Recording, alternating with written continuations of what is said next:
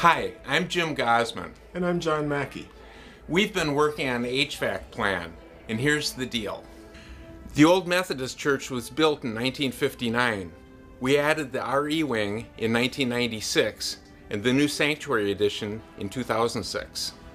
The heating, ventilation, and air conditioning, or HVAC, in each of these areas is different. It's a hodgepodge. A crazy quilt. A patchwork of aging, inefficient parts.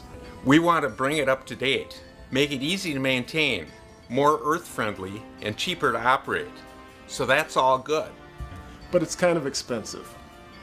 Okay, it's really expensive.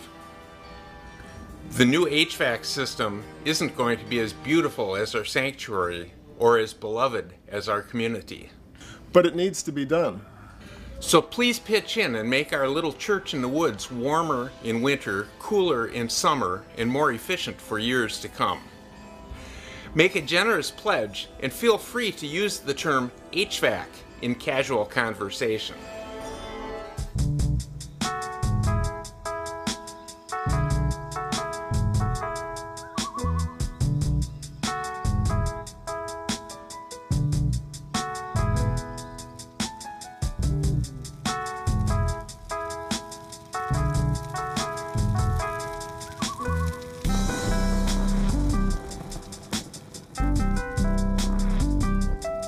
As a community, we are mostly some things. There are some born Unitarians, but it seeps through this place when you meet somebody and they have a backstory and they've chosen to move away from their a religion of origin, family religion of origin, and search, and then end up here because there's something here that they didn't have. I think it's so interesting as you read literature about churches nowadays, and they really talk about how churches are dying, how people don't want to come to church, the formality of church is off-putting. And what I find standing at the front door of this church is that people are looking for church. You know, they want to be held in a community that is faith-based, that the rituals of church life are important, everything from the chalice lighting to the words we say together to singing hymns together. How radical is that, right? So I sort of think coming to church old school is one of the most radical things we can do in this day and age. My experience is that if you really want to participate in community, you're going to have to do church. And that means you're going to have to roll up your sleeves and participate in some fashion, somewhere, somehow, and maybe multiple places. But that's where you actually make the person-to-person connections that really are so important when you're trying to build community.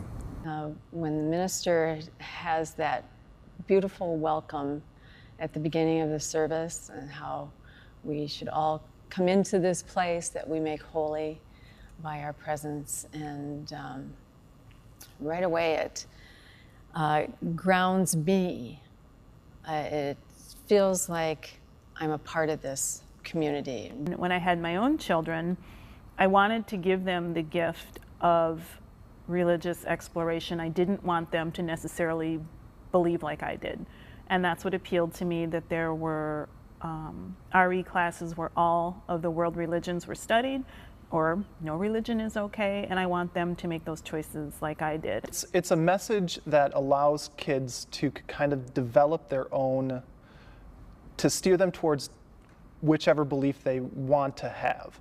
Whereas I feel like with other churches, you're going there and then the kids come out with a belief in only kind of one specific thing. Where here, they're more allowed to explore different paths of faith if they want to. All right, you guys, so what do we have around the room today? We've got Zentangles. There's something called homework, soul work, and it's a meditation class, so you go there and you do needlepoint, and you can also do yoga, you can color, you can Zentangle, you can take your shoes off and stuff. So one Wednesday we weren't going to be able to come because I had a meeting or something like that. And she was really sad, and she was like, Mom, how am I going to find my center this week if I don't come to homework, soul work on Wednesday night? I really need to come to Wednesday nights with Amy. And I find that the young families and the younger people who come here are seeking something different than what they find out in their daily jobs or in their neighborhoods or in their communities or even in beautiful secular organizations they volunteer and work for. But there is something different about this ritualistic, covenantal life we live into here that I think is still resonates with people and can enhance young people's lives and older people's lives and certainly children and youth's lives. So I love our radical little church and what it can mean in people's lives. Can I light the chalice? We light this chalice to celebrate Unitarian Universalism. This is the church of the open mind. This is the church of the helping hands. This is the church of the loving heart. Together we care for our earth and work for peace and friendship in our world.